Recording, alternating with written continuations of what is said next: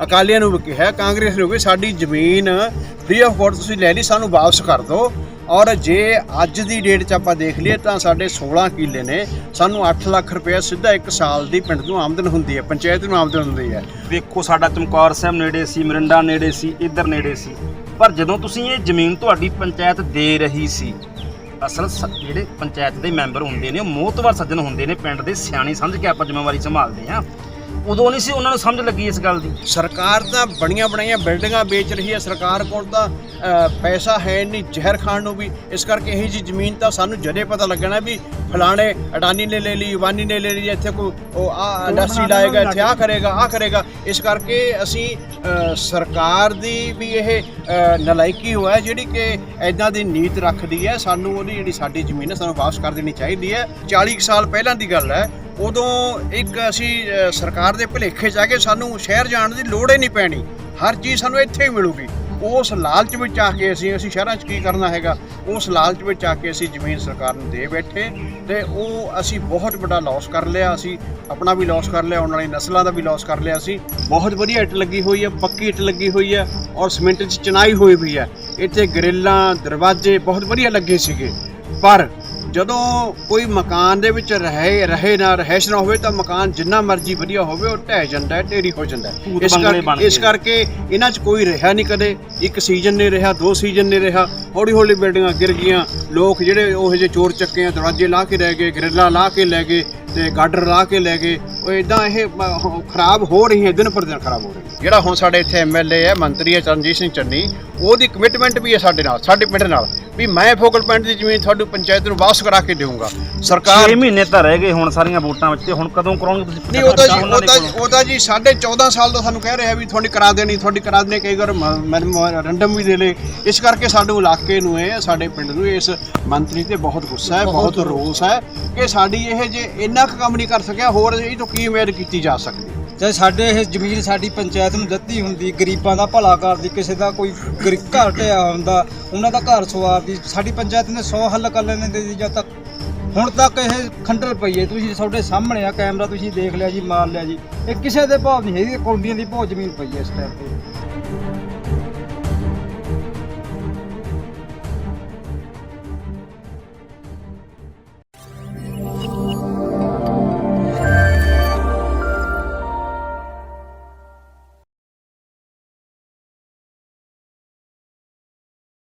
ਸੁਖਬੀਰ ਸਿੰਘ ਚੈਣਾ, ਸਰਕਾਰਾਂ ਆਉਂਦੀਆਂ ਨੇ, ਬਦਲਦੀਆਂ ਨੇ, ਜਾਂਦੀਆਂ ਨੇ, ਲੀਡਰ ਆਉਂਦੇ ਨੇ, ਸਕੀਮਾਂ ਨਵੀਆਂ ਘੜਦੇ ਨੇ ਔਰ ਨਵੀਆਂ ਸਕੀਮਾਂ ਦੇ ਨਾਲ ਇਸ ਦੇਸ਼ ਦੀ, ਇਸ ਪੰਜਾਬ ਦੀ ਤਰੱਕੀ ਦੇ ਜਿਹੜੇ ਦਾਅਵੇ ਨੇ ਉਹ ਕੀਤੇ ਜਾਂਦੇ ਨੇ। ਇਸ ਸਮੇਂ ਅਸੀਂ ਖੜੇ ਹਾਂ ਪਿੰਡ ਰੋਲੂ ਮਾਜਰਾ ਦੇ ਖੇਤਾਂ ਦੇ ਵਿੱਚ। ਤੁਹਾਨੂੰ ਲੱਗ ਰਿਹਾ ਹੋਣਾ ਵੀ ਮੈਂ ਖੇਤਾਂ ਦੇ ਵਿੱਚ ਖੜਾ ਹਾਂ, ਪਰ ਜਿਸ ਥਾਂ ਦੇ ਉੱਤੇ ਅਸੀਂ ਖੜੇ ਹਾਂ ਇਹ ਫੋਕਲ ਪੁਆਇੰਟ ਹੈ ਰੋਲੂ ਮਾਜਰਾ ਪਿੰਡ ਦਾ। 1977-78 ਦੇ ਵਿੱਚ ਜਦੋਂ ਅਕਾਲੀ ਦਲ ਦੀ ਸਰਕਾਰ ਪੰਜਾਬ ਦੇ ਵਿੱਚ ਬਣਦੀ ਹੈ, ਸਰਦਾਰ ਪ੍ਰਕਾਸ਼ ਸਿੰਘ ਬਾਦਲ ਪਹਿਲੀ ਵਾਰ ਉਹ ਮੁੱਖ ਮੰਤਰੀ ਬਣਦੇ ਨੇ ਪੰਜਾਬ ਦੇ।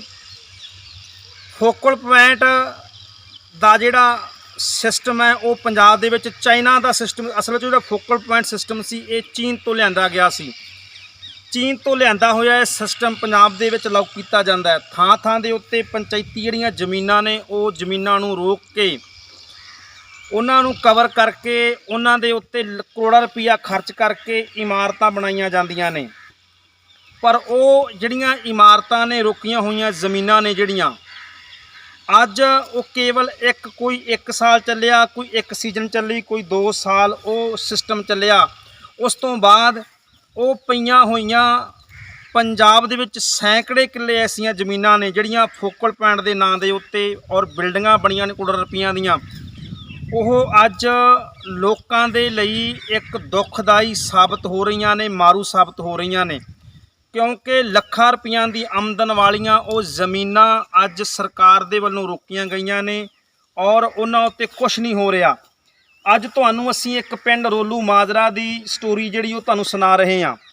ਆ ਜਿਸ ਅਸਥਾਨ ਦੇ ਉੱਤੇ ਅਸੀਂ ਖੜੇ ਹਾਂ, ਅਸਲ ਦੇ ਵਿੱਚ ਇਹ ਕਿਸੇ ਸਮੇਂ ਰੋਲੂ ਮਾਜਰਾ ਪਿੰਡ ਦਾ ਫੋਕਲ ਪੁਆਇੰਟ ਹੁੰਦਾ ਸੀ। ਇਸ ਫੋਕਲ ਪੁਆਇੰਟ ਦੇ ਵਿੱਚ 16 ਕਿੱਲੇ ਜ਼ਮੀਨ ਜਿਹੜੀ ਪੰਚਾਇਤ ਦੀ ਜ਼ਮੀਨ ਸੀ ਉਹ ਰੋਕੀ ਜਾਂਦੀ ਹੈ ਸਰਕਾਰ ਦੇ ਵੱਲੋਂ। ਫੋਕਲ ਪੁਆਇੰਟ ਖਰੀਦ ਕੇਂਦਰ ਬਣਾਇਆ ਜਾਂਦਾ ਹੈ। ਆਓ ਤੁਸੀਂ ਸਾਹਮਣੇ ਦੇਖ ਰਹੇ ਹੋ ਦੂਰ ਉਹ ਗੋਦਾਮ ਬਣੇ ਹੋਏ ਨੇ, ਕਰੋੜਾਂ ਰੁਪਈਆ ਲਾ ਕੇ ਉੱਥੇ ਗੋਦਾਮ ਬਣਾਏ ਗਏ। ਇਧਰਲੇ ਪਾਸੇ ਮੈਂ ਵੀਰ ਜੀ ਨੂੰ ਬੇਨਤੀ ਕਰਾਂਗਾ ਥੋੜਾ ਦਿਖਾ ਦਿਓ। ਇਧਰਲੇ ਪਾਸੇ ਆਓ ਸਾਹਮਣੇ ਜਿਹੜੀ ਛੋਟੀ ਬਿਲਡਿੰਗ ਹੈ ਉਹ ਬੈਂਕ ਬਣਾਈ ਗਈ ਸੀ ਵੀ ਇੱਥੇ ਬੈਂਕ ਬਣੇਗੀ। ਜਿਹੜੀਆਂ ਤੁਸੀਂ ਆਹ ਇਮਾਰਤਾਂ ਦੇਖ ਰਹੇ ਹੋ, ਇਹ ਖੰਡਰ ਦੇਖ ਰਹੇ ਹੋ, ਇਹ ਬਣਾਏ ਗਏ ਸੀ ਸਰਕਾਰ ਦੇ ਵੱਲੋਂ ਵੀ ਇਹ ਬਾਣੀਆਂ ਦੀਆਂ ਆੜਤੀਆਂ ਦੀਆਂ ਦੁਕਾਨਾਂ ਹੋਇਆ ਕਰਨਗੀਆਂ। ਔਰ ਇਧਰਲੇ ਪਾਸੇ ਤੁਹਾਨੂੰ ਅਸੀਂ ਦਿਖਾ ਰਹੇ ਹਾਂ 2-2 ਮੰਜ਼ਲੀਆਂ ਬਿਲਡਿੰਗਾਂ ਬਣੀਆਂ ਹੋਈਆਂ ਨੇ। ਇਹ 2-2 ਮੰਜ਼ਲੀਆਂ ਬਿਲਡਿੰਗਾਂ ਨੇ ਵੀ ਇੱਥੇ ਜਿਹੜੇ ਖਰੀਦ ਕੇਂਦਰ ਦੇ ਉੱਤੇ ਮੁਲਾਜ਼ਮ ਕੰਮ ਕਰਿਆ ਕਰਨਗੇ, ਆੜਤੀ ਕੰਮ ਕਰਿਆ ਕਰਨਗੇ, ਉਹਨਾਂ ਦੀਆਂ ਰਿਹਾਇਸ਼ ਗਾਹਾਂ ਬਣਾਈਆਂ ਗਈਆਂ ਸੀ, ਉਹਨਾਂ ਦੇ ਘਰ ਰਿਹਾਇਸ਼ ਕੁਆਟਰ ਬਣਾਏ ਗਏ ਸਨ।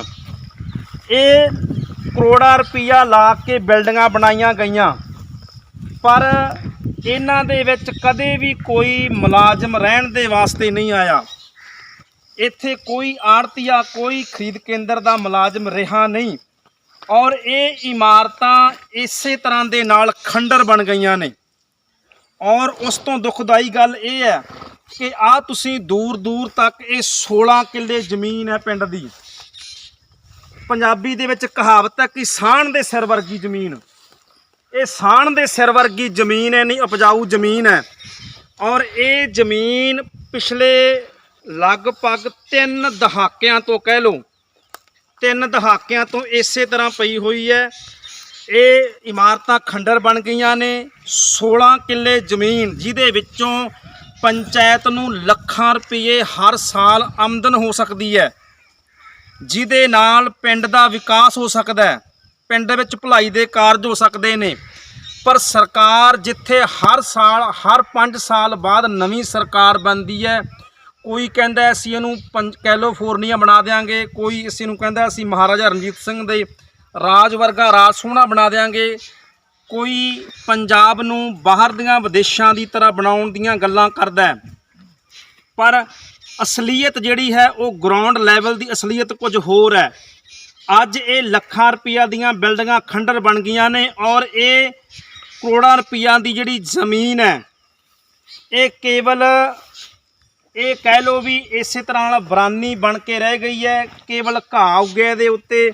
ਔਰ ਇਹ ਬਹੁਤ ਉਪਜਾਊ ਜ਼ਮੀਨ ਹੈ, ਪਰ ਇਹ ਕਿਸੇ ਤਰੀਕੇ ਦੇ ਨਾਲ ਇਹਦੇ ਤੋਂ ਪਿੰਡ ਦੇ ਨੂੰ ਕਿਸੇ ਤਰ੍ਹਾਂ ਦੀ ਕੋਈ ਆਮਦਨ ਨਹੀਂ ਹੋ ਰਹੀ, ਕਿਸੇ ਤਰ੍ਹਾਂ ਦੇ ਨਾਲ ਪਿੰਡ ਨੂੰ ਕੋਈ ਫਾਇਦਾ ਨਹੀਂ ਹੋ ਰਿਹਾ। ਔਰ ਇਸ ਪਿੰਡ ਦੀ 16 ਕਿੱਲੇ ਜ਼ਮੀਨ ਇਸੇ ਤਰ੍ਹਾਂ ਦੇ ਨਾਲ ਇਹ ਬਿਨਾਂ ਵਰਤੋਂ ਤੋਂ ਪਈ ਹੋਈ ਹੈ ਸਰਕਾਰ ਦੀਆਂ ਨਕੰਮੀਆਂ ਨੀਤੀਆਂ ਦੇ ਕਰਕੇ। ਔਰ ਇਹ ਜਿਹੜੀ ਹਾਲਤ ਹੈ ਇਹ ਇਕੱਲੇ ਇੱਕ ਪਿੰਡ ਦੀ ਨਹੀਂ ਹੈ, ਇਹ ਪੰਜਾਬ ਦੇ ਵਿੱਚ ਸੈਂਕੜੇ ਐਸੇ ਪਿੰਡ ਨੇ ਜਿੱਥੇ ਫੋਕਲ ਪੁਆਇੰਟ ਦੇ ਨਾਂ ਦੇ ਉੱਤੇ, ਖਰੀਦ ਕੇਂਦਰਾਂ ਦੇ ਨਾਂ ਦੇ ਉੱਤੇ ਜ਼ਮੀਨਾਂ ਰੋਕੀਆਂ ਗਈਆਂ, ਰਿਕਵਰ ਕੀਤੀਆਂ ਗਈਆਂ, ਉਹਨਾਂ ਉੱਤੇ ਕਰੋੜਾਂ ਰੁਪਈਆ ਲਾ ਕੇ ਇਮਾਰਤਾਂ ਬਣਾਈਆਂ ਗਈਆਂ। ਪਰ ਜਿਵੇਂ ਸਰਕਾਰਾਂ ਬਦਲੀਆਂ, ਪਿਛਲੀਆਂ ਸਰਕਾਰਾਂ ਨੇ ਨਵੀਆਂ ਸਕੀਮਾਂ ਘੜ ਲਈਆਂ ਤੇ ਪੁਰਾਣੀਆਂ ਵਿਸਾਰ ਦਿੱਤੀਆਂ। ਔਰ ਹਰ ਵਾਰ ਐਸਾ ਹੁੰਦਾ। ਸੋ ਅਸੀਂ ਤੁਹਾਨੂੰ ਇਹ ਇੱਕ ਥਾਂ ਜਿਹੜੇ ਖੰਡਰ ਬਣੀਆਂ ਹੋਈਆਂ ਇਮਾਰਤਾਂ ਨੂੰ ਵੀ ਦਿਖਾਵਾਂਗੇ। ਔਰ ਇਸ ਪਿੰਡ ਦੇ ਕੁਝ ਸੱਜਣ ਸਾਡੇ ਨਾਲ ਮੋਹਤਵਾਰ ਸੱਜਣ ਨੇ, ਉਹਨਾਂ ਦੇ ਨਾਲ ਆਪਾਂ ਗੱਲਬਾਤ ਵੀ ਕਰਦੇ ਹਾਂ।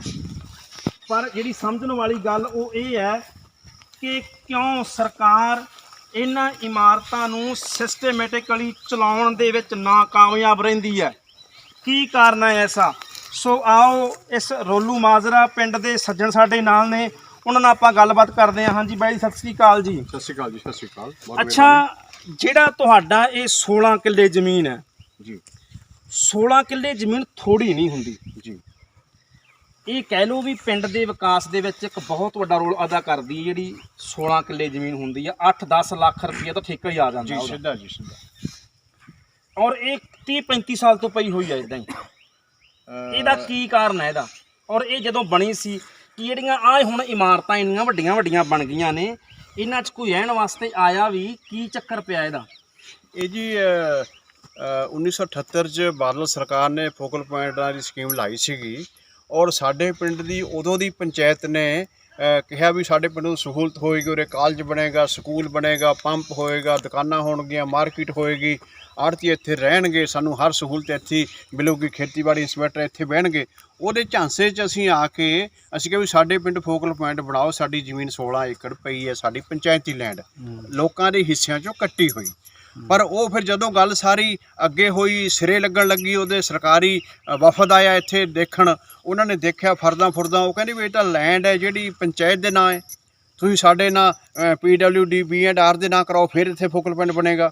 ਉਹ ਸਾਡੀ ਉਦੋਂ ਦੀ ਪੰਚਾਇਤ ਨੇ ਬਿਨਾਂ ਸੋਚੇ ਤੇ ਬਿਨਾਂ ਸਮਝੇ ਤੇ ਸਾਰਾ ਪਿੰਡ ਹੀ ਉਦੋਂ ਨਾਲ ਸੀਗਾ, ਉਹਨਾਂ ਨੇ 16 ਹੀ ਕਿੱਲੇ ਜ਼ਮੀਨ ਦੇ ਫ੍ਰੀ ਆਫ ਕਾਸਟ ਰੋਪੜ ਤਹਿਸੀਲ 'ਚ ਜਾ ਕੇ ਸਰਕਾਰ ਦੇ ਨਾਂ ਕਰਾਤੀ। ਤੇ ਉਦੋਂ ਬਾਅਦ ਫੋਕਲ ਪੁਆਇੰਟ ਬਣਨਾ ਸ਼ੁਰੂ ਹੋ ਗਿਆ, ਬਿਲਡਿੰਗਾਂ ਬਣ ਗਈਆਂ, ਬੈਂਕ ਬਣ ਗਿਆ, ਗਡਾਊਨ ਬਣ ਗਿਆ, ਮਾਰਕੀਟ ਦਾ ਫਰਸ਼ ਲੱਗ ਗਿਆ, ਦੁਕਾਨਾਂ ਬਣ ਗਈਆਂ, ਆੜ੍ਹਤੀਆਂ ਦੇ ਰਹਿਸ਼ਾਂ ਬਣ ਗਈਆਂ, ਮੁਲਾਜ਼ਮਾਂ ਦੀਆਂ ਰਹਿਸ਼ਾਂ ਬਣ ਗਈਆਂ।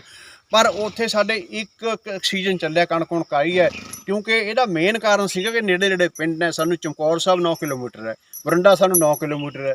ਜਦੋਂ ਅਸੀਂ ਟਰਾਲੀ ਤੇ ਜਿਣਸ ਪਾ ਲਈ ਤਾਂ ਭਾਵੇਂ 9 ਕਿਲੋਮੀਟਰ ਹੋਵੇ ਭਾਵੇਂ 18 ਹੋਵੇ, ਸਾਨੂੰ ਸ਼ਹਿਰ ਜਾਣਾ ਜ਼ਿਆਦਾ ਬਿਹਤਰ ਹੈ, ਕਿਉਂਕਿ ਅਸੀਂ ਸ਼ਹਿਰੋਂ ਫਿਰ ਕੋਈ ਰੇਹ ਲਿਆਉਣਾ, ਕਿਸੇ ਨੇ ਘਰ ਦੇ ਸੌਦੇ ਲਿਆਉਣੇ ਨੇ, ਕਿਸੇ ਨੇ ਤੇਲ ਪਵਾ ਕੇ ਲਿਆਉਣਾ ਹੈ, ਕਿਸੇ ਨੇ ਹੋਰ ਲੋੜੀਂਦਾ ਸਮਾਨ ਘਰ ਦਾ ਲੈ ਕੇ ਆਉਣਾ। ਇਸ ਕਰਕੇ ਲੋਕਾਂ ਨੇ ਤਰਜੀਹ ਦਿੱਤੀ ਸ਼ਹਿਰਾਂ 'ਚ ਜਾਣ ਨੂੰ, ਕਿਉਂਕਿ ਨੇੜੇਲੇ ਸ਼ਹਿਰ ਹੈ, ਨੇੜੇਲੇ ਪਿੰਡ ਹੈ। ਇਸ ਕਰਕੇ ਇਹ ਸਕੀਮ ਸਰਕਾਰ ਦੀ ਫੇਲ ਹੋ ਗਈ। ਔਰ ਉਦੋਂ ਤੋਂ ਹੀ ਅਸੀਂ ਪਿੱਟ ਰਹੇ ਹਾਂ ਸਰਕਾਰ ਨੂੰ, ਮੈਮੋਰੈਂਡਮ ਵੀ ਦੇ ਰਹੇ ਹਾਂ, ਮੰਤਰੀ ਨੂੰ ਵੀ ਕਹਿ ਰਹੇ, MLA ਨੂੰ ਵੀ ਕਹਿ ਰਹੇ ਹਾਂ, ਅਕਾਲੀਆਂ ਨੂੰ ਵੀ ਕਿਹਾ, ਕਾਂਗਰਸ ਨੂੰ ਵੀ, ਸਾਡੀ ਜ਼ਮੀਨ ਫ੍ਰੀ ਆਫ ਕਾਸਟ ਤੁਸੀਂ ਲੈ ਲਈ, ਸਾਨੂੰ ਵਾਪਸ ਕਰ ਦਿਓ। ਔਰ ਜੇ ਅੱਜ ਦੀ ਡੇਟ 'ਚ ਆਪਾਂ ਦੇਖ ਲਈਏ ਤਾਂ ਸਾਡੇ 16 ਕਿੱਲੇ ਨੇ, ਸਾਨੂੰ 8 ਲੱਖ ਰੁਪਏ ਸਿੱਧਾ ਇੱਕ ਸਾਲ ਦੀ ਪਿੰਡ ਨੂੰ ਆਮਦਨ ਹੁੰਦੀ ਹੈ, ਪੰਚਾਇਤ ਨੂੰ ਆਮਦਨ ਹੁੰਦੀ ਹੈ। ਅਗਰ ਅਸੀਂ ਪੰਚਾਇਤ ਦੀ ਆਮਦਨ ਇਹ ਲੈਂਡ ਤੋਂ ਕਰਕੇ ਪਿੰਡ ਦੀਆਂ ਅਸੀਂ ਗਲੀਆਂ ਬਣਾ ਸਕਦੇ ਹਾਂ, ਰਸਤੇ ਬਣਾ ਸਕਦੇ ਹਾਂ, ਅਸੀਂ ਸਕੂਲ ਬਣਾ ਸਕਦੇ ਹਾਂ, ਅਸੀਂ ਹਸਪਤਾਲ ਬਣਾ ਸਕਦੇ ਹਾਂ, ਅਸੀਂ ਬਜ਼ੁਰਗਾਂ ਨੂੰ ਪੈਨਸ਼ਨਾਂ ਲਾ ਸਕਦੇ ਹਾਂ, ਸਾਡੇ ਕੋਲ ਇੰਨਾ ਪੈਸਾ ਆ ਜਾਊਗਾ। ਇਸ ਕਰਕੇ ਅਸੀਂ ਠੱਗੇ ਮਹਿਸੂਸ ਕਰਦੇ ਹਾਂ। ਨਹੀਂ, ਤੁਸੀਂ ਅੱਜ ਤਾਂ ਇਹ ਗੱਲ ਕਹਿ ਰਹੇ ਹੋ ਵੀ ਜੀ ਵੇਖੋ ਸਾਡਾ ਚਮਕੌਰ ਸਾਹਿਬ ਨੇੜੇ ਸੀ, ਮਰਿੰਡਾ ਨੇੜੇ ਸੀ, ਇੱਧਰ ਨੇੜੇ ਸੀ, ਪਰ ਜਦੋਂ ਤੁਸੀਂ ਇਹ ਜ਼ਮੀਨ ਤੁਹਾਡੀ ਪੰਚਾਇਤ ਦੇ ਰਹੀ ਸੀ, ਅਸਲ ਜਿਹੜੇ ਪੰਚਾਇਤ ਦੇ ਮੈਂਬਰ ਹੁੰਦੇ ਨੇ ਉਹ ਮੋਹਤਵਰ ਸੱਜਣ ਹੁੰਦੇ ਨੇ, ਪਿੰਡ ਦੇ ਸਿਆਣੀ ਸਮਝ ਕੇ ਆਪਾਂ ਜ਼ਿੰਮੇਵਾਰੀ ਸੰਭਾਲਦੇ ਹਾਂ, ਉਦੋਂ ਨਹੀਂ ਸੀ ਉਹਨਾਂ ਨੂੰ ਸਮਝ ਲੱਗੀ ਇਸ ਗੱਲ ਦੀ।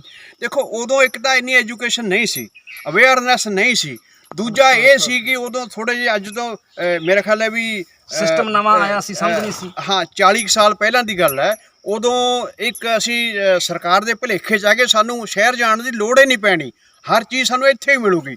ਉਸ ਲਾਲਚ ਵਿੱਚ ਆ ਕੇ ਅਸੀਂ ਸ਼ਹਿਰਾਂ 'ਚ ਕੀ ਕਰਨਾ ਹੈਗਾ, ਉਸ ਲਾਲਚ ਵਿੱਚ ਆ ਕੇ ਅਸੀਂ ਜ਼ਮੀਨ ਸਰਕਾਰ ਨੂੰ ਦੇ ਬੈਠੇ ਤੇ ਉਹ ਅਸੀਂ ਬਹੁਤ ਵੱਡਾ ਲਾਸ ਕਰ ਲਿਆ। ਅਸੀਂ ਆਪਣਾ ਵੀ ਲਾਸ ਕਰ ਲਿਆ, ਆਉਣ ਵਾਲੀ ਨਸਲਾਂ ਦਾ ਵੀ ਲਾਸ ਕਰ ਲਿਆ ਸੀ। ਪਰ ਹੁਣ ਇਹ ਸਾਰੇ ਪਿੰਡ ਦੇ ਪੰਚਾਇਤ ਨੇ ਤਹਈਆ ਕੀਤਾ ਹੈ ਕਿ ਅਸੀਂ ਇਹ ਜ਼ਮੀਨ ਵਾਪਸ ਲਵਾਂਗੇ ਸਰਕਾਰ ਤੋਂ, ਕਿਉਂਕਿ ਸਰਕਾਰ ਨੇ ਪਿੱਛੇ ਇੱਕ ਅਸੀਂ ਲਿਖਾ ਪੜ੍ਹੀ ਕੀਤੀ ਸੀ, ਉਹ ਚਿੱਠੀ ਕੱਢੀ ਹੈ ਵੀ ਜਿਹੜੀਆਂ ਫੋਕਲ ਪੁਆਇੰਟਾਂ ਦੀਆਂ ਜਾਂ ਵੈਸੇ ਜਿਹੜੀਆਂ ਜ਼ਮੀਨਾਂ ਅਣਵਰਤੀਆਂ ਨੇ ਉਹ ਪਿੰਡਾਂ 'ਚ ਪਈਆਂ ਨੇ, ਉਹਨਾਂ ਨੂੰ ਪੰਚਾਇਤਾਂ ਨੂੰ ਉਹਨਾਂ ਨੂੰ ਅਧਿਕਾਰ ਦਿੱਤੇ ਜਾਣ ਕਿ ਉਹ ਪੰਚਾਇਤਾਂ ਉਹਨੂੰ ਵਾਹ ਕੇ ਬੀਜ ਕੇ ਪਿੰਡ ਲਈ ਆਮਦਨ ਬਣ। ਇੱਕ ਚਿੱਠੀ ਜਾਰੀ ਹੋਈ ਹੈ ਲੋਕਾਂ ਦਾ ਪ੍ਰੈਸ਼ਰ ਪੈਣ ਕਰਕੇ, ਤੇ ਅਸੀਂ ਉਹ ਜਿਹੜੀ ਜ਼ਮੀਨ ਹੈ ਮੁੜ ਤੋਂ ਹੀ ਆਪਣੇ ਨਾਂ ਕਰਾਉਣੀ ਚਾਹੁੰਦੇ ਹਾਂ, ਪੰਚਾਇਤ ਦੇ ਨਾਂ ਕਰਾਉਣੀ ਚਾਹੁੰਦੇ ਹਾਂ। ਨਹੀਂ, ਤੁਸੀਂ ਇਹ ਜਦੋਂ ਬਾਦਲ ਸਾਹਿਬ ਪ੍ਰਕਾਸ਼ ਸਿੰਘ ਬਾਦਲ ਪਹਿਲੀ ਵਾਰ ਮੁੱਖ ਮੰਤਰੀ ਬਣਦੇ ਆ, ਇਹ ਉਦੋਂ ਸਕੀਮ ਲੈ ਕੇ ਆਏ ਸੀ ਫੋਕਲ ਪੁਆਇੰਟ ਵਾਲੀ, ਉਦੋਂ ਬਾਅਦ ਤਾਂ 4-5 ਵਾਰੀ ਫੇਰ ਬਣ ਗਏ, ਉਦੋਂ ਬਾਅਦ ਵੀ ਫਿਰ ਤੁਸੀਂ ਉਹਨਾਂ ਨੇ ਕੋਈ ਤਹਈਆ ਨਹੀਂ ਕੀਤਾ ਵੀ ਅਸੀਂ ਬਣਾਈ ਸੀ ਸਿਸਟਮ, ਸ਼ੁਰੂ ਅਸੀਂ ਕੀਤਾ ਸੀ, ਅਸੀਂ ਨੂੰ ਅੱਗੇ ਤੋਰੀਏ। ਦੇਖੋ ਜਿਹੜਾ 1978 'ਚ ਬਾਦਲ ਸਰਕਾਰ ਦਾ ਇਹ ਸੁਪਨਾ ਸੀਗਾ ਇੱਕ, ਇਹ ਹੈ ਮਾਡਲ ਹੈਗਾ ਚਾਈਨਾ ਦਾ। ਚਾਈਨਾ 'ਚ ਦੂਰ ਦੂਰ ਪਿੰਡ ਉੱਥੇ ਫੋਕਲ ਪੁਆਇੰਟ ਅੱਜ ਵੀ ਕਾਮਯਾਬ ਨੇ, ਕਿਉਂਕਿ ਹਰ ਚੀਜ਼ ਉੱਥੇ SDM DC ਤਹਿਸੀਲਦਾਰ ਥਾਣੇਦਾਰ SP DSP ਉਹਦਾ ਪਟਵਾਰੀ DTO ਸਾਰਾ ਉਹਨਾਂ ਦੇ ਫੋਕਲ ਪੁਆਇੰਟ 'ਚ ਬਹਿੰਦਾ। ਉਹ ਬੰਦੇ ਨੂੰ ਬਾਹਰ ਜਾਣ ਦੀ ਲੋੜ ਹੀ ਨਹੀਂ ਪੈਂਦੀ, ਉਹਨਾਂ ਦਾ ਆਪਣਾ ਸੈਂਟਰ ਕਾਮਯਾਬ ਹੁੰਦੇ। ਸਾਡੇ ਤਾਂ ਜੀ 5-5 ਕਿਲੋਮੀਟਰ ਤੇ ਸ਼ਹਿਰ ਹੈ, ਸਾਡੇ ਅੱਧੇ ਕਿਲੋਮੀਟਰ ਤੇ ਸਾਡੇ ਪਿੰਡ ਹੈ, ਇਸ ਕਰਕੇ ਸਾਡੇ ਕਾਮਯਾਬ ਨਹੀਂ ਹੋ ਰਹੀ, ਇਹ ਸਕੀਮ ਫੇਲ ਹੋ ਗਈ। ਦੂਜਾ ਅਸੀਂ ਸਮੇਂ-ਸਮੇਂ ਤੇ ਉਦੋਂ ਬਾਅਦ ਅਸੀਂ ਗਲਤੀ ਕਰਕੇ ਬੈਠੇ, ਅਸੀਂ ਸਮੇਂ-ਸਮੇਂ ਸਰਕਾਰ ਨੂੰ ਕਹੀ ਗਏ ਹਾਂ ਕਿ ਅਸੀਂ ਗਲਤੀ ਕਰ ਲਈ, ਸਾਡੀ ਜ਼ਮੀਨ ਸਾਨੂੰ ਦੇ ਦਿਓ, ਹਾਂ ਦੇ ਦਾਂਗੇ, ਹਾਂ ਦੇ ਦਾਂਗੇ, ਹਾਂ ਦੇ ਦਾਂਗੇ, ਹਾਂ ਛੱਡ ਦਾਂਗੇ। ਉਹ ਲਾਰੇ ਲੱਪੇ ਲਾਉਂਦੀ ਹੈ ਸਰਕਾਰ, ਉਹਨਾਂ ਕੋਲ 15-16 ਕਿੱਲੇ ਚਲੇ ਗਏ, ਹੁਣ ਵਾਪਸ ਤਾਂ ਔਖਾ ਕਰਨਗੇ ਨਾ, ਇਸ ਕਰਕੇ ਸੌਖਾ ਵਾਪਸ ਨਹੀਂ ਕਰਦੇ। ਨਹੀਂ, ਹੁਣ ਜਿਹੜੀ ਇਹ ਜ਼ਮੀਨ ਹੈ ਇਹਦਾ ਸਰਕਾਰ ਨੂੰ ਵੀ ਤਾਂ ਕੋਈ ਫਾਇਦਾ ਨਹੀਂ ਹੈ ਨਾ, ਤੁਸੀਂ ਕੀ ਸਮਝਦੇ ਹੋ ਵੀ ਸਰਕਾਰ ਨੂੰ ਇਹਦਾ ਫਾਇਦਾ ਕੋਈ ਨਹੀਂ, ਜ਼ਮੀਨ ਇੱਥੇ ਪਈ ਹੋਈ ਹੈ, ਫਿਰ ਵੀ ਸਰਕਾਰ ਵਾਪਸ ਨਹੀਂ ਕਰ ਰਹੀ। ਦੇਖੋ ਸਰਕਾਰ ਨੂੰ ਇਹਦਾ ਬਹੁਤ ਵੱਡਾ ਫਾਇਦਾ ਹੈ, ਸਾਡੇ ਨਾਂ ਤੋਂ ਚੇਂਜ ਹੋ ਕੇ ਫ੍ਰੀ ਆਫ ਕਾਸਟ ਸਰਕਾਰ ਦੇ ਨਾਂ ਇਹ ਪ੍ਰਾਪਰਟੀ ਹੋ ਗਈ ਹੈ। 15-16 ਕਿੱਲੇ ਉਹਦਾ ਨਾਂ ਹੋ ਗਏ ਆ।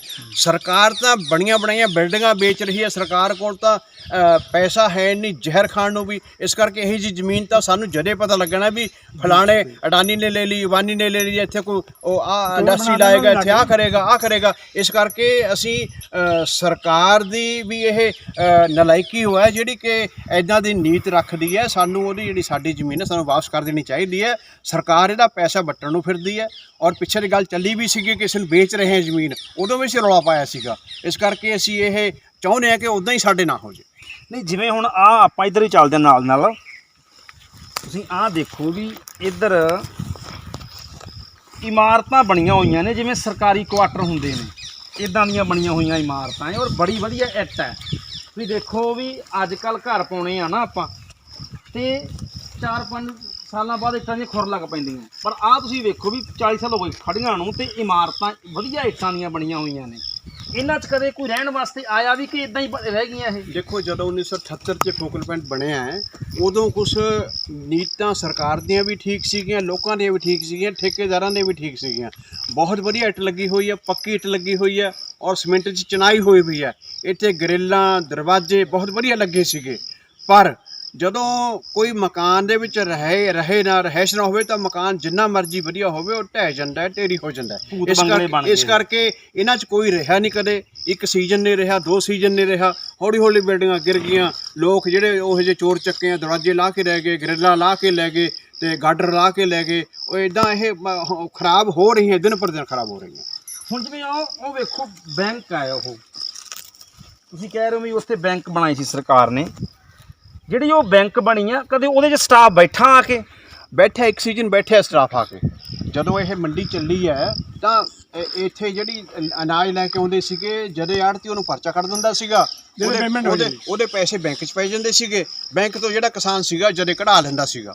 ਪਰ ਉਦੋਂ ਬਾਅਦ ਇਹ ਸਿਸਟਮ ਹੀ ਠੱਪ ਹੋ ਗਿਆ, ਕਿਉਂਕਿ ਜਿਹੜੇ ਆੜ੍ਹਤੀ ਆ ਇੱਥੇ ਉਹ ਵੀ ਆਉਣ 'ਤੇ ਹੱਥ ਖੜੇ ਕਰ ਗਏ, ਕਿਉਂਕਿ ਅਨਾਜ ਥੋੜ੍ਹਾ ਆਉਂਦਾ ਸੀਗਾ, ਉਹ ਬਾਉਂਡ ਹੋ ਗਏ ਸੀਗੇ। ਇਸ ਕਰਕੇ ਉਹ ਕਹਿੰਦੇ ਵੀ ਅਸੀਂ ਇੱਥੇ ਨਹੀਂ ਆਉਣਾ, ਸਾਡੀਆਂ ਤਾਂ ਕਰਾਲੀ, ਮਰੰਡੇ, ਚਮਕੌਰ ਸਾਹਿਬ ਮੰਡੀਆਂ ਚੱਲਦੀਆਂ ਨੇ, ਸਾਨੂੰ ਤਾਂ ਵਾਧੂ ਦੌਰੇ ਲੇਬਰ ਰੱਖਣੀ ਪੈਂਦੀ ਹੈ, ਵਾਧੂ ਦਾ ਸਟਾਫ ਰੱਖਣਾ ਪੈਂਦਾ ਹੈ। ਇਸ ਕਰਕੇ ਇਹ ਅਨਾਜ ਵੀ ਨਹੀਂ ਇੱਥੇ ਆਇਆ ਬਹੁਤਾ, ਕਿਉਂਕਿ ਥੋੜ੍ਹਾ ਬਹੁਤਾ ਸਾਡੇ ਕੋਲ ਜੇ ਇੱਕ ਕਿਸਾਨ ਕੋਲ 4 ਟਰਾਲੀਆਂ ਹੁੰਦੀਆਂ ਕਣਕ ਦੀਆਂ, ਉਹ ਇੱਕ ਲੈ ਕੇ ਆਇਆ ਸੀ ਉਰੇ ਵੀ ਚਲੋ ਇੱਥੇ ਗੇਰ ਦੋ, ਕੋਈ ਗੱਲ ਨਹੀਂ, ਆੜ੍ਹਤੀ ਆਪਣੀ ਬੈਠਾ ਉਰੇ। ਇਸ ਕਰਕੇ ਇਹ ਸਕੀਮ ਚੱਲੀ ਨਹੀਂ, ਨਾ ਚੱਲਣੀ ਤੀ ਇਹ ਫੇਲ ਹੋ ਗਈ। ਇਹ ਤਾਂ ਅਸੀਂ ਬਹੁਤ ਭਾਰੀ ਗਲਤੀ ਕਰ ਲਈ, ਸਰਕਾਰ ਨੂੰ ਜ਼ਮੀਨ ਦੇ ਦਿੱਤੀ ਇਹ। ਔਰ ਇਸੇ ਕਰਕੇ ਅਸੀਂ ਵਾਰ-ਵਾਰ ਮੰਗ ਕਰਦੇ ਹਾਂ, ਜਿਹੜਾ ਹੁਣ ਸਾਡੇ ਇੱਥੇ MLA ਹੈ, ਮੰਤਰੀ ਹੈ ਚਰਨਜੀਤ ਸਿੰਘ ਚੰਨੀ, ਉਹਦੀ ਕਮਿਟਮੈਂਟ ਵੀ ਹੈ ਸਾਡੇ ਨਾਲ, ਸਾਡੇ ਪਿੰਡ ਨਾਲ, ਵੀ ਮੈਂ ਫੋਕਲ ਪੁਆਇੰਟ ਦੀ ਜ਼ਮੀਨ ਤੁਹਾਨੂੰ ਪੰਚਾਇਤ ਨੂੰ ਵਾਪਸ ਕਰਾ ਕੇ ਦੇਵਾਂਗਾ।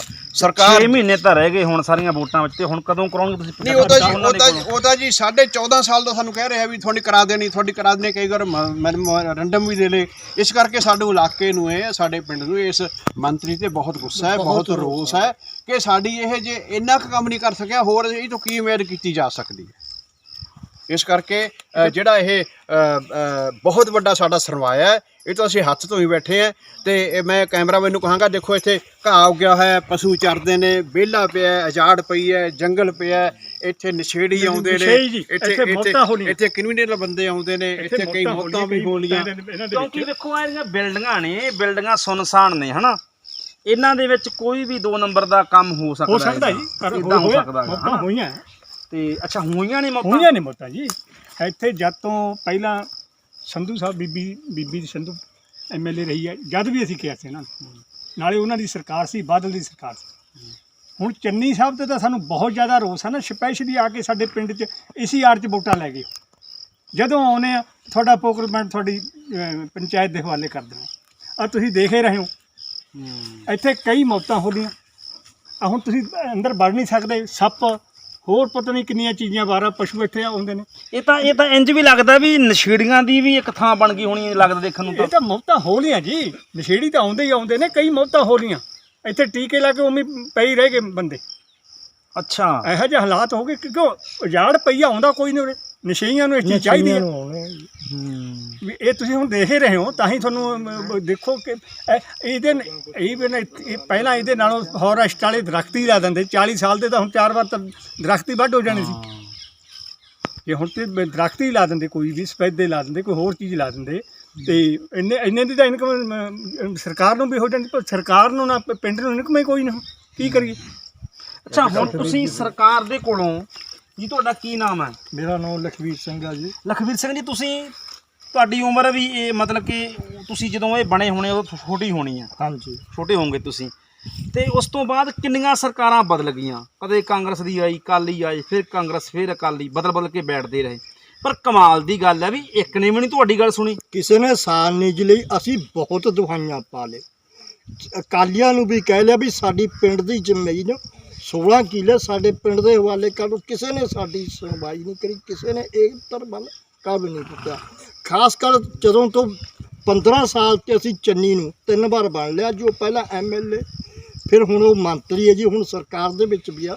ਅਸੀਂ ਚੰਨੀ ਨੂੰ ਮੈਮੋਰੈਂਡਮ ਵੀ ਦੇ ਲਏ, ਵੋਟਾਂ ਵੇਲੇ ਆਇਆ ਉਦੋਂ ਅਸੀਂ ਉਹਨਾਂ ਨਾਲ ਕਿਹਾ, ਹਾਂ ਸਾਡੇ ਨਾਲ ਵਾਅਦਾ ਕਰਕੇ, ਫਿਰ ਵੀ ਉਹਨੇ ਸਾਨੂੰ ਉਹਦੇ ਪ੍ਰਤੀ ਬਹੁਤ ਰੋਸ ਆ ਜੀ। ਉਹਨੇ ਸਾਡੀ 16 ਕਿੱਲੇ ਫੋਕਲ ਪੁਆਇੰਟ ਦੇ ਜਿਹੜੀ ਜ਼ਮੀਨ ਆ ਖੰਡਰ ਬਣ ਕੇ ਰਹਿ ਗਈ ਹਮਾਰਤਾਂ ਜੀ ਕੇ। ਇਹ ਸਾਡੇ ਕਿਸੇ ਊਚ ਨਹੀਂ, ਸਾਨੂੰ ਦਵਾਈ ਨਹੀਂ ਰਹੇ, ਸਾਡੇ ਨਾਲ ਬਹੁਤ ਤੁਹਾਡੀ ਜ਼ਮੀਨ ਤੁਹਾਨੂੰ ਹੀ ਨਹੀਂ ਦੇ ਰਹੇ। ਹਾਂਜੀ ਹਾਂ, ਸਾਡੀ ਜ਼ਮੀਨ ਸਾਨੂੰ ਹੀ ਦੇ ਰਹੇ। ਸਾਡੇ ਨਾਲ ਬਹੁਤ ਜ਼ਿਆਦਾ ਉਹਨਾਂ ਨੇ ਧੋਖਾ ਕਰਿਆ। ਸਾਨੂੰ ਉਹਨਾਂ ਪ੍ਰਤੀ ਬਹੁਤ ਗੁੱਸਾ ਹੀ ਰੋਸ ਆ, ਖਾਸ ਕਰਕੇ। ਅੱਛਾ, ਇੱਕ ਵੀਰ ਜੀ ਆਪਣੇ ਨਾਲ ਇੱਧਰ ਹੋਰ ਨੇ। ਵੀਰ ਜੀ ਤੁਹਾਡਾ ਕੀ ਨਾਮ ਹੈ? ਗੁਰਵਿੰਦਰ ਸਿੰਘ ਜੀ। ਅੱਛਾ ਗੁਰਵਿੰਦਰ ਸਿੰਘ ਜੀ, ਤੁਹਾਡੇ ਪਿੰਡ ਗਰਾਊਂਡ ਹੈ, ਸਟੇਡੀਅਮ ਬਣਿਆ ਕੋਈ ਖੇਡਣ ਵਾਸਤੇ? ਨਹੀਂ ਜੀ, ਕੋਈ ਗਰਾਊਂਡ ਨਹੀਂ ਹੈਗਾ ਜੀ ਖੇਡਣ ਵਾਸਤੇ। ਦੇਖੋ ਕਿੰਨੀ ਵਧੀਆ ਜਗ੍ਹਾ ਜੀ, ਇੱਥੇ ਗਰਾਊਂਡ ਸਾਡੀ ਪੰਚਾਇਤ ਨੂੰ ਜ਼ਮੀਨ ਦਿੱਤੀ ਹੁੰਦੀ, ਇੱਥੇ ਗਰਾਊਂਡ ਵੀ ਬਣਦੇ, 100 ਸਹੂਲਤਾਂ ਕਰਦੇ ਸਾਡੀ ਪੰਚਾਇਤ। ਕਾਲਜ ਬਣ ਸਕਦਾ ਹਾਂਜੀ, 100 ਬਣ ਸਕਦਾ ਸੀ ਇਦਾਂ। ਹਾਂਜੀ ਹਾਂਜੀ, ਗਰਾਊਂਡ ਬਣ ਸਕਦੇ ਸੀ ਇਦਾਂ। ਹਾਂਜੀ ਹਾਂਜੀ। ਪਰ ਤੁਸੀਂ ਨੌਜਵਾਨ ਹੋ, ਤੁਸੀਂ ਕੀ ਸਮਝਦੇ ਹੋ ਇਹਦੇ ਵਿੱਚ ਕਾਰਨ ਕੀ ਹੈ? ਇਹ ਕਾਰਨ ਸਾਡੀਆਂ ਸਰਕਾਰਾਂ ਨਕੰਮੀਆਂ ਜੀ। ਹੁਣ ਤੱਕ ਦੀਆਂ ਸਾਡੀਆਂ ਸਰਕਾਰਾਂ ਜਿੰਨੀਆਂ ਵੀ ਇਹ ਸਰਕਾਰਾਂ ਸਾਡੀਆਂ ਨਕੰਮੀਆਂ। ਜੇ ਸਾਡੇ ਇਹ ਜ਼ਮੀਨ ਸਾਡੀ ਪੰਚਾਇਤ ਨੂੰ ਦਿੱਤੀ ਹੁੰਦੀ, ਗਰੀਬਾਂ ਦਾ ਭਲਾ ਕਰਦੀ, ਕਿਸੇ ਦਾ ਕੋਈ ਘਰ ਢਿਆ ਹੁੰਦਾ ਉਹਨਾਂ ਦਾ ਘਰ ਸਵਾਰਦੀ, ਸਾਡੀ ਪੰਚਾਇਤ ਨੇ 100 ਹੱਲ ਕਰ ਲੈਣੇ ਤੇ ਜਦ ਤੱਕ। ਹੁਣ ਤੱਕ ਇਹ ਖੰਡਰ ਪਈ ਹੈ, ਤੁਸੀਂ ਤੁਹਾਡੇ ਸਾਹਮਣੇ ਆ, ਕੈਮਰਾ ਤੁਸੀਂ ਦੇਖ ਲਿਆ ਜੀ, ਮਾਰ ਲਿਆ ਜੀ। ਇਹ ਕਿਸੇ ਦੇ ਭਾਵ ਨਹੀਂ ਹੈਗੀ, ਕੌਡੀਆਂ ਦੀ ਭਾਵ ਜ਼ਮੀਨ ਪਈ ਹੈ ਇਸ ਟਾਈਮ। ਇਹ ਸਾਡੀ ਪੰਚਾਇਤ ਦੇ ਹੱਥ ਹੁੰਦੀ ਸੀ, ਜਿਹੜੀ ਤੁਹਾਨੂੰ ਉੱਥੇ ਸੜਕਾਂ ਦਿਖਾਈਆਂ, ਆਪਣੀਆਂ ਕੱਚੀਆਂ ਗਲੀਆਂ ਦਿਖਾਈਆਂ, ਉਹ ਇਸ ਟਾਈਮ 'ਚ ਸਾਡੀਆਂ ਪੱਕੀ ਹੋਣੀ, ਸਾਨੂੰ ਕਿਸੇ ਮੂਹਰੇ ਭੀਖ ਮੰਗਣ ਦੀ ਲੋੜ ਨਹੀਂ ਪੈਣੀ ਸੀ। ਹੁਣ ਫਿਰ ਤੁਸੀਂ ਕੀ ਸੋਚਦੇ ਹੋ? ਤੁਸੀਂ ਅਕਾਲੀਆਂ ਦੀਆਂ ਮਿਹਨਤਾਂ ਕੱਢ ਲਈਆਂ, ਤੁਸੀਂ ਕਾਂਗਰਸ ਦੀਆਂ ਵੀ ਮਿਹਨਤਾਂ ਕੱਢ ਲਈਆਂ, ਬਾਦਲ ਸਾਹਿਬ ਨੂੰ ਵੀ ਕਿਹਾ, ਚੰਨੀ ਸਾਹਿਬ ਨੂੰ ਵੀ ਕਿਹਾ, ਹੁਣ ਅਖੀਰ ਤੁਹਾਨੂੰ ਕੀ ਲੱਗਦਾ ਹੈਗਾ? ਦੇਖੋ ਜੀ, ਹੁਣ ਸਾਡੀ ਪੰਚਾਇਤ ਦਾ ਕਿਤੇ ਇਹ ਤਾਂ ਨਹੀਂ ਵੀ ਇਹ ਹੌਲੀ ਹੌਲੀ ਤੁਹਾਨੂੰ ਪਤਾ ਹੀ ਉਦੋਂ ਲੱਗੇ ਜਦੋਂ ਇਹ ਅਡਾਨੀਆਂ ਬਾਨੀਆਂ ਵਾਲੇ ਵੱਡੇ ਗਰੁੱਪਾਂ ਕੋਲੇ ਜਾ ਵੜੇ ਕੋਈ? ਬਸ ਜਦ ਹੀ ਪਤਾ ਲੱਗੂਗਾ ਜੀ ਸਾਨੂੰ ਤਾਂ ਜੀ। ਜੇ ਹੁਣ ਤੱਕ ਸਾਨੂੰ ਇੰਨੇ ਸਾਲ ਹੋ ਗਏ ਪਏ, ਜਦ ਤੱਕ ਸਾਨੂੰ ਦਿੱਤੀ ਨਹੀਂ, ਸਾਨੂੰ ਹੁਣ ਤੱਕ ਵੀ ਗਾਹਾਂ ਕਿਆ ਪਤਾ ਜੀ ਇਹਨਾਂ ਦਾ। ਕੋਰਟ ਅਦਾਲਤਾਂ ਤੇ ਜਾਊਂਗੇ, ਦੇਖਣ ਦਾ ਹੁਣ ਲੜਦੇ ਆ, ਸਾਡੇ ਸਰਪੰਚ ਸਾਹਿਬ ਕਰਦੇ ਆ, ਮੁੱਦਾ ਚੱਕਦੇ ਇਹਨਾਂ ਦਾ, ਦੇਖਦੇ ਆ, ਅਦਾਲਤ ਤੱਕ ਅਸੀਂ ਲੜਾਂਗੇ। ਸਾਨੂੰ ਸਾਡੀ ਆਪਣੀ ਜ਼ਮੀਨ ਸਾਨੂੰ ਇਹ ਮਿਲਣੀ ਚਾਹੀਦੀ ਹੈ। ਸੋ ਦਰਸ਼ਕੋ, ਸੋਚਣ ਵਾਲੀ ਗੱਲ ਇਹ ਹੈ ਵੀ ਆਪਣੇ ਪਿੰਡ ਦੇ ਲੋਕਾਂ ਦੇ ਵੱਲੋਂ ਆਪ ਹੀ ਦਿੱਤੀ ਹੋਈ ਜ਼ਮੀਨ, ਔਰ ਉਹਨਾਂ ਨੂੰ ਇਹ ਖਤਰਾ ਹੈ ਕਿਤੇ ਨਾ ਕਿਤੇ ਵੀ ਅੱਜ ਇਹ ਜ਼ਮੀਨ ਪਤਾ ਨਹੀਂ ਕਦੋਂ ਆਰਡਰ ਆ ਜਾਣੇ ਆ ਵੀ ਇਹ ਤਾਂ ਭਾਈ ਅਡਾਨੀ ਨੂੰ ਜਾਂ ਅਬਾਨੀ ਨੂੰ ਜਾਂ ਕਿਸੇ ਵੱਡੇ ਹੋਰ ਕਾਰਪੋਰੇਟ ਘਰਾਣੇ ਨੂੰ ਵੇਚਤੀ ਜ਼ਮੀਨ, ਇਹਦੇ ਤਾਂ ਵੱਡੀ ਫੈਕਟਰੀ ਬਣੇਗੀ। ਔਰ ਇਹ 1-2 ਕਿੱਲੇ ਜ਼ਮੀਨ ਦੀ ਗੱਲ ਨਹੀਂ ਹੈ, ਲਗਭਗ 16-17 ਕਿੱਲੇ ਜ਼ਮੀਨ ਹੈ, ਉਹ ਦੂਰ ਤੱਕ ਤੁਸੀਂ ਦੇਖ ਰਹੇ ਹੋ, ਜਿਹਦੇ ਵਿੱਚੋਂ ਲੱਖਾਂ। ਔਰ ਇਹ ਗੱਲ ਹੋਰ ਵੀ ਹੈ ਵੀ ਇਹ ਇਕੱਲੀ ਇੱਕ ਪਿੰਡ ਦੀ ਕਹਾਣੀ ਨਹੀਂ ਹੈ।